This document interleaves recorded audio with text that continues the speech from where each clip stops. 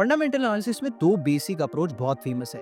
पहला है top down approach और दूसरा है बॉटम अप अप्रोच। तो बात करते हैं टॉप डाउन अप्रोच के बारे में। टॉप डाउन में हम सबसे पहले इकोनॉमी को सेंस करते हैं कि आखिर ये इकोनॉमी किस तरीके से फल फूल रही है और उस इकोनॉमी के अंदर वो कौन सी इंडस्ट्री है जो बेहतर कर सकती है, और फिर उस इंडस्ट्री में सबसे बढ़िया जो स्टॉक होगा उसे फिर लोग इन्वेस्टिंग के लिए पिक करते हैं। लेकिन इस अप्रोच को मैं ट्रेडिंग में भी इस्तेमाल करता हूँ और ये मेरे लिए काफ़ी फ्रूटफुल भी रहता है। जनरली टॉप डाउन अप्रोच में हम मैक्रो लेवल पर डेटा को रीड करते हैं, यानी कि CPI, GDP, interest rate scenarios. जैसे कल सीपीआई का आंकड़ा आया अमेरिका में और 6 बजे जैसे ही आंकड़ा आया हमने टेलीग्राम पर आपको एक मैसेज डाला। इस डेटा के हिसाब से डॉलर नीचे जा सकता है और गोल्ड सिल्वर आउट परफॉर्म कर सकते हैं। और अगर एक इंडस्ट्री की बात करें तो मेटल में भी हमें आउट परफॉर्मेंस की पूरी उम्मीद थी। और होता क्या है, चांदी उस डेटा के बाद यानी कल शाम के 6 बजे से 2000 पॉइंट ऑलरेडी ऊपर है। अगर हम बात करें मेटल्स की तो एल्यूमिनियम, लेड, कॉपर में ऑलरेडी 2% की तेजी है। और अगर आप आज जाकर के मेटल के स्टॉक्स को देखेंगे इंडियन स्टॉक मार्केट में